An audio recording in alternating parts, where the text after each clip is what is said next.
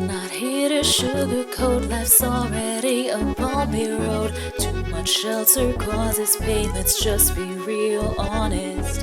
Things are gonna knock you down, avoidance will not help you. Well, let's talk it through here, me and you, let's keep it real honest.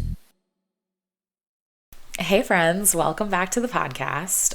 This week is going to get a little spicy. We've got multiple story times. So for those who love my story times, you picked a great episode to press play on. It's also why we switched up the music this week. Shout out to James for that idea. And quite frankly, I am shocked that more than 4 people are listening to this. So thank you guys for listening and returning, and yeah, super appreciate it. You guys are awesome. Let's dive in. So the topic this week is inspired by a conversation that I had the other night with a friend at dinner. And I was telling her about this man that I love, and while I was telling the story of us, I just watched her eyes get really big and she raised her eyebrows too many times. And then she said, "I'm not judging. I just don't want you to get hurt." And before I dive into the real topic, I do just want to briefly say, if you have to start a sentence with a disclaimer such as "I'm not judging" or "no offense," you are judging and you are being offensive. Like literally the fact that you're putting "but" after it, like "I'm not judging, but," the "but" negates what you just said. If you say "no offense, but," that negates "no offense," and everything following the "but" is offensive or a judgment. And honestly, like some friends need judgment. Some friends need that tough love. Like if you and I are on a level where, you know, either if I'm the person that needs it or you're the person that needs it, but as long as our friendship is one that can sustain the tough love, I have no problem with my friends just coming out and saying like, "Hey, I think you're an idiot. I think you're making terrible decisions. I think this relationship is awful for you. I don't support this at all. And I think you're going to get hurt and I'm concerned." You know, fine, say that. But don't say, "I'm not judging you." Well, like your facial features and everything is saying that you are judging me. You know, like, come on. Now, this friend is not the first friend to be concerned about this relationship. All of my friends have roundabout the same opinion. So if you guys want to connect with each other and commiserate about my romantic interests, I'm happy to connect you guys. Feel free. Go wild. But I do want to mention that the whole approach of "I don't want you to get hurt" or "I don't want to see you get hurt," it often comes off as false concern that allows you to be judgmental. Like you truly want to just come out and say, "I think you're an idiot." But if you just come out and say that, it's probably going to come off really mean. So you preface it by saying, "I care about you and I don't want you to get hurt, but I think you're kind of being an idiot. Please see reason here." You know, and it's one of those things where you totally said the same thing. And honestly, my question is, why don't you want me to get hurt? Because pain is where growth happens. Like really and truly, if you sit right now and you think for a minute back on your entire life to all of the biggest life lessons, moments that formed you as a person, decisions that you have made, the things that you have learned. It's like the moment that you go back to that says, "That is the moment that I realized that I was a people pleaser and decided to stop doing that." Or that is when I realized I was being taken advantage of and I wasn't going to allow that anymore. Or that is the reason that I realized that I didn't know who I was and I needed to go out and figure out who I am and what I like and what I want. I would guess that most of those moments involved some type of pain or discomfort, right? Because growth happens outside of your comfort zone. So I almost feel like if you're trying to give me advice that's going to stop me from experiencing pain, you are almost effectively saying that you don't want me to grow. and you don't want me to learn. And honestly, this is a big reason of why I don't want to be a parent, because I feel like parents get amnesia. It's like as soon as you have a kid, you forget how hard life is and how hard the world is, and your entire existence becomes about protecting this human from anything that could ever possibly hurt them, and just trying to keep them away, trying to protect their innocence and keep them that way forever. And that's just not realistic. That's not life. And for most of us, it's the things that our parents did to try to shield and protect us from pain and the realities of the world that end up causing us the most pain. I am not suggesting that anyone starts seeking out painful experiences. I mean, if you enjoy being hurt and you start looking for it, please get help immediately. But for those that are actively trying to avoid it, I promise that your life will be a lot easier once you accept the fact that pain is just a part of life. It is part of the process.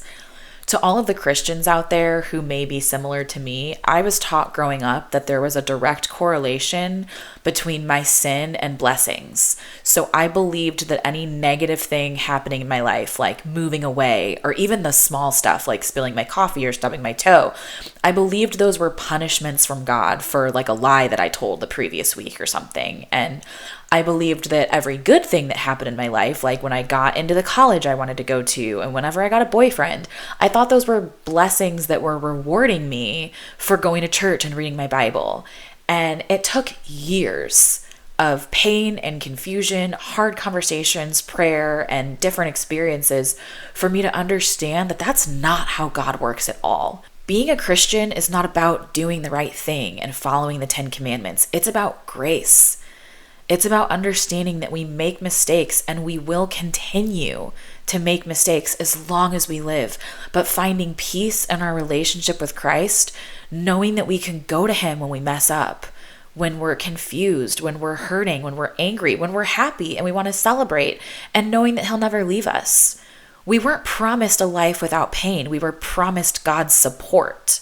Think about how the fight or flight system in the body works, right? Like fear is an emotion that signals your brain that something is wrong. And it's like when you're in certain situations, like there are certain feelings or like your body tensing up, if you get goosebumps or your hair standing on end, like all of that is saying something to you. And pain does the same thing, where like if you are repeatedly in relationships where you're feeling lesser, you're feeling anxious, eventually you're going to notice that, because you're going to be in relationships where you don't feel that. Like you're going to be in relationships where you feel excited and at peace. It's the juxtaposition of having experienced a healthy relationship and an unhealthy relationship that your brain now knows the one that you want to look for.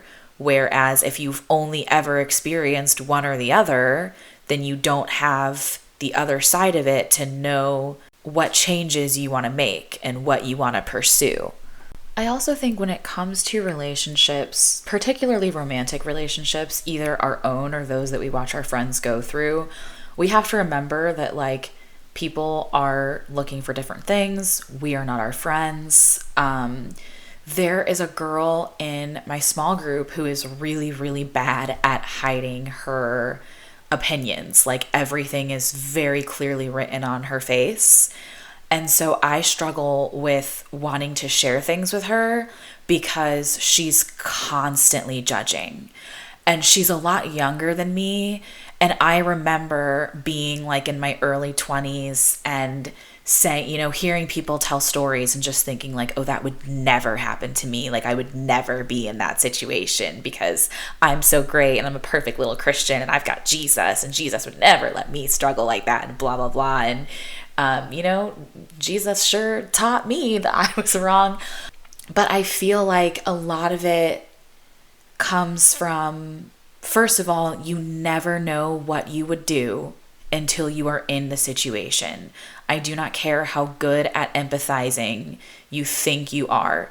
You absolutely have no idea how you're going to react and respond to something until it happens to you. But also, two people can go through the same thing and react to it completely differently because they are different people and their brains process information differently. So I think that we all need to keep that in mind when we are talking to our friends and listening to our friends. So specifically, the conversation that I was having at dinner, because I know half of you already know and the other half of you are like, why didn't you tell us? Okay, so I'm in love with this man who is emotionally unavailable and is also a recovering addict, which, yeah, I know, red flags, I'm aware, okay? So, first of all, we are not dating. He is not my boyfriend. The most accurate title I could use for it is a situationship. It's like more than friends, but less than dating. We also are not interested in dating each other. Like, we've been very clear about that, very open about that.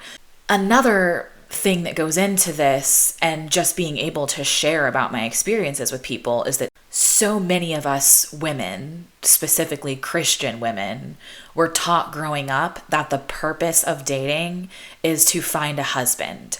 And I vividly remember my youth pastor saying in a sermon one day, like, if you're dating someone and you know that it's not your husband, stop dating him because you're stopping him from finding his wife and he's stopping you from finding your husband. And as an adult, I just don't believe that that is true. I believe that if I am called to get married and I have a husband out there that God has chosen for me, I believe I am going to find him regardless of what I'm doing. He might be in a relationship when we meet. I might be in a relationship that we meet, and we're going to figure it out. We're going to navigate it. If we're supposed to be together, we will be together. But I don't think that the purpose of dating is to find a spouse. I think that the purpose of dating, in many cases, should be just to learn about yourself. Learning how to, if you're straight, how to communicate with members of the opposite sex. And if you're not straight, then how to communicate with members of the same sex in a romantic setting, because that's very different than platonic relationships. Whatever your goal is of course going to change how you approach dating as a whole and how you approach each individual person. So I feel like when I was a high schooler with the goal of finding a husband, the guy that I ended up dating in high school had very rich parents, because since they had so much money, they would frequently just give him a bunch of money. And then, it was like we would go on dates and he'd be like, oh, leave your wallet at home. Like, I'll take care of this, because like my parents were like, you want to find someone that's like your dad that's going to take care of you. And people at church were like, you want to find a husband. So I was like, oh, well, this guy has a bunch of money. Like, he drives me everywhere. He always picks me up. He always pays. But it's like, he wasn't doing that. It was his mom's car and it was his dad's money. So that was a ridiculous way for me to be approaching dating as a teenager. This kid did not have a job. Everything was handed to him. And I had no idea what kind of husband or father he would be or how he planned to support a family. And I knew like what his goals and dreams were, but I didn't have the ability to see him step into any of those. So now that I'm not searching for a husband and I'm not necessarily interested in getting married at all, I am much more open to relationships ending in different ways. I am much more open to experiencing pain for one, which is another thing. Like, so many of us as young girls, we think that like, oh, well, once we find the one, then we're going to get married and then everything's going to be happily ever after, because people don't make movies about what happens after that, which is also ridiculous. Like, the idea that you would be in a relationship with somebody for 30, 40, 50 plus years and never have any problems. But that was part of like, I spent too much time like hanging on to people for too long. And so I feel like now when I am in dating relationships and the goal is not to make it last forever, I am able to be so much more present and to really live in the moment and just say like, this is now.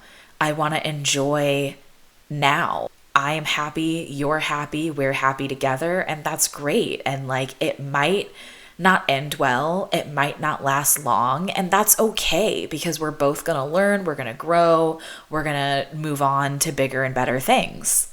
Did I seek out a man with the issues that this one has? Obviously not. I'm not crazy, okay? Well, I am insane in many ways, but that is not something that I did. I met him, we became friends. Really and truly, the whole thing happened by accident. And I think it almost feels like another instance where God is proving to me that I can never say never. Because for most of my life, I have very strongly believed romantic relationships don't grow later. Like, I feel like they're there at the start or they're not there. And I'm a person that, like, as soon as I meet a straight man, like, I know in the moment if I have the ability to fall in love with him. And from then on, like, it's a choice. It's like we get to a point where I'm like, if I continue spending a significant amount of time with this man, I'm going to fall in love with him. Or it does not matter how much time I spend with this man, I will never love him that way. And for so many years, like, I have a very close friend that, like, a lot of our mutual friends and like some of each of our family members like want us to get married, and I just could not be less interested. I can't even express it to you. I think we would be terrible together and it would be awful, and I just like do not want that in any way, shape, or form in any universe. My mom and some mutual friends of me and this guy have been saying to me over the years, like, oh, you just give it time. Like, you never know. Like, you could just wake up one day and see him in a different light. And I'm like, don't think so. Like, that has never happened to me. I don't believe that happens. That sounds ridiculous. But then, of course, with the guy that I love now, I mean, I won't say that it was overnight.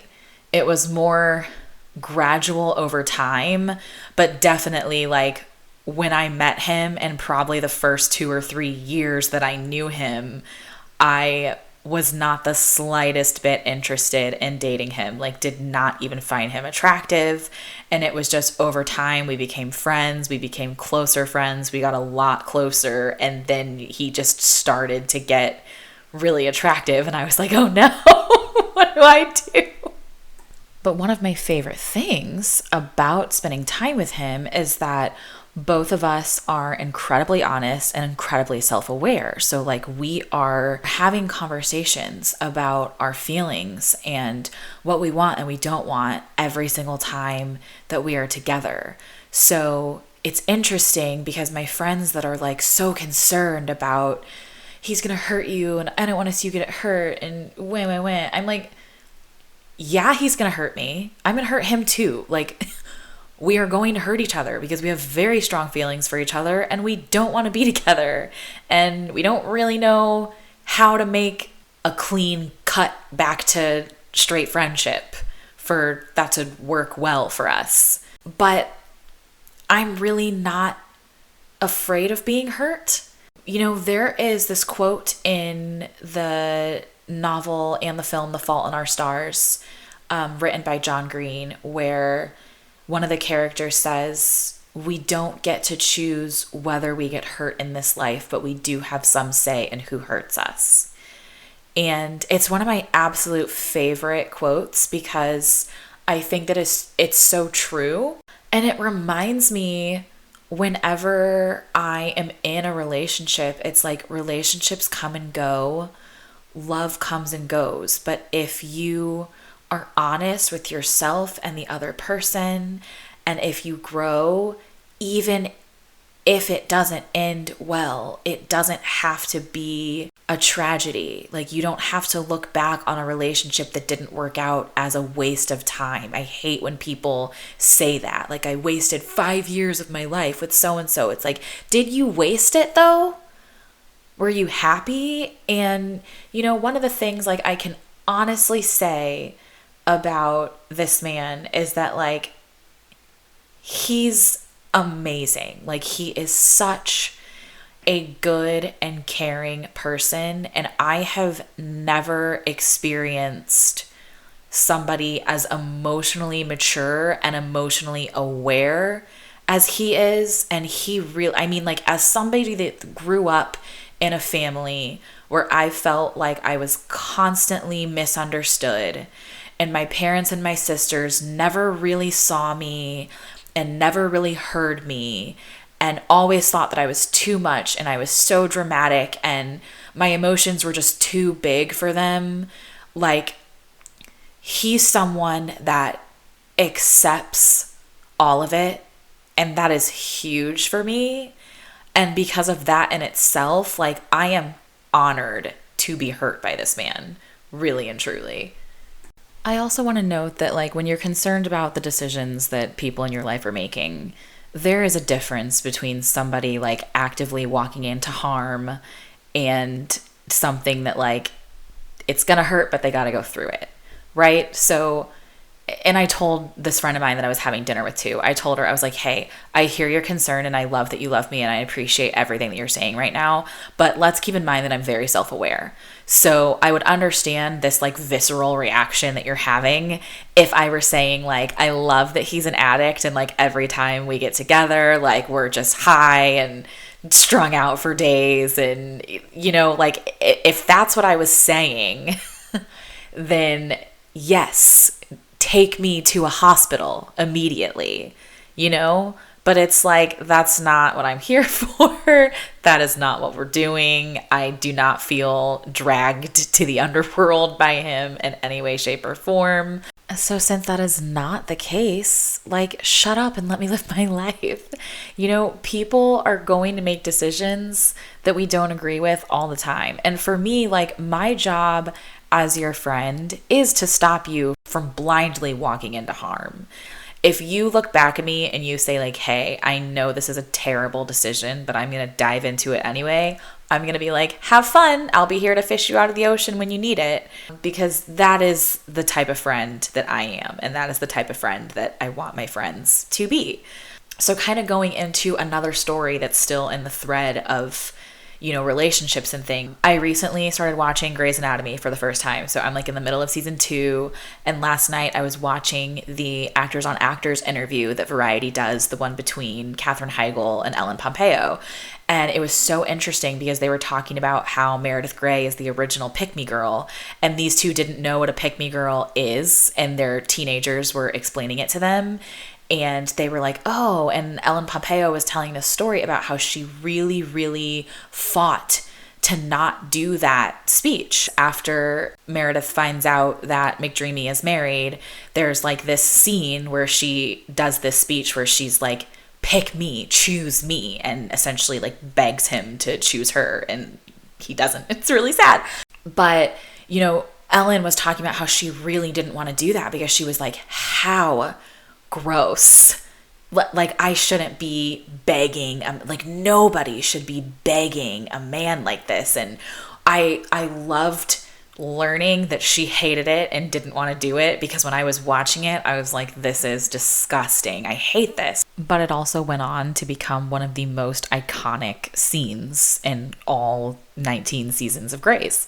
At the same time, like, I have personally been there. Like, literally the last time that I was in a relationship, I like, exact same thing as Meredith Grey. Like, I was dating a man that I didn't know was married, and then after he told me he was married, I, like, went through all of the stages of grief, you know, like, there was depression, there was anger, like, all the things, and then there was denial, where I was like begging and was like, pick me. And I just, like, the most humiliating time of my life.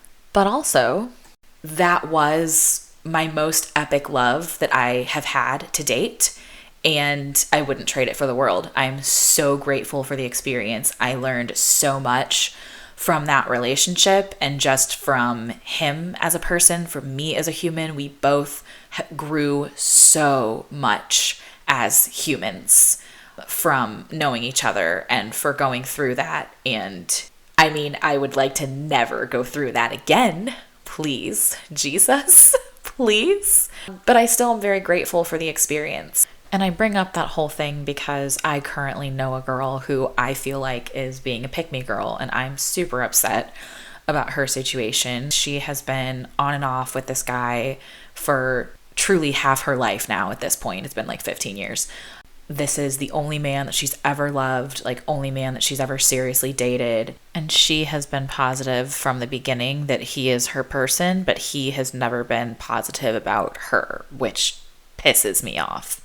Just over the years, they've tried many times, haven't been able to make it work, ran into each other at an event earlier this year, and like they're really wanting to try again, but like oops, turns out like his other ex-girlfriend now lives with him, and they've been together for the last year and a half or whatever. And so he is now deciding, does he want to move that girl out and try again with the other one, or does he want to continue on the path that he's on? And like my heart just breaks, honestly, for both girls, because he's been ping-ponging between them for all of these years, and I'm just over here like, what is the appeal? Like, what does this man have? Good Lord. I don't feel like any woman or man, any person, I don't feel like any person should ever be in a position where they're waiting for somebody to choose them like that, or asking, you know, like I feel like I want everyone on this earth to have the confidence and the self-worth to say, I am it or I'm out. I am not a choice. Like, you're with me because I am the one. You're not with me because you had all of these options and you were like, maybe try this one, try that one, and then like I'm the winner. Like that's not how I want you. That's not how I want this, you know? But that's how I see it. That's not how she sees it. And I did not sit down with her and say, I think that you're an idiot. I think this is stupid. Because you know what? That's not helpful to her. Okay? The girl is in love and she's going to do what she's going to do. And I think that whether she ends up with him or not, she's going to get hurt. Because that's what happens when you have feelings for people. Like, being in love with someone gives them the ability to hurt you. It's like if a stranger off the street walks up and insults you and walks away, you're going to be like, that was weird. That person seems crazy. But like if your mom or your best friend or your significant other says the same insult and means it, it's going to sting, because it's like, well, you're supposed to love me. You're supposed to protect me and take care of me. So for me as a friend though, like my job is to be there for her. It's not to stop her from going through the experience. She has to experience it. She has to figure it out, you know? And maybe they're meant to be. I have no idea. But whether they're meant to be or not, I am going to be here as her friend regardless. I am going to pick up the pieces if it all crumbles, and I'm going to celebrate if it all goes the way that she wants. That's how she's going to grow, is going through it. That's really the idea that I want to hammer home in this episode today, is that pain is where growth happens, and it's about how you pick yourself up. It's about getting to the other side, not about not experiencing pain in the first place. I don't have a hard conversation of the week, but I kind of gave you two, where I guess the hard conversation I had with my friend who's in the on again, off again thing was like me holding back my thoughts and feelings because they're irrelevant. And then me honestly telling the girl who's upset about my situationship, being like, thanks, but no thanks. And my TV recommendation of the week is Grey's Anatomy. I'm going to go through all 19 seasons. You should join me. Let's have a good time. Thank you so much for listening. If you would like, please leave me a rating and a review. I would really appreciate it. If you want to talk to me directly about anything, you want to give me more opinions about how you hate my romantic choices, you can find me on social media, or you can email me at realhonestpod@gmail.com. Have an awesome week and see you guys next Wednesday. I'm not here to sugarcoat, life's already a bumpy road. Too much much shelter causes pain, let's just be real honest. Things are gonna knock you down, avoidance will not help you. Well, let's talk it through here, me and you. Let's keep it real honest.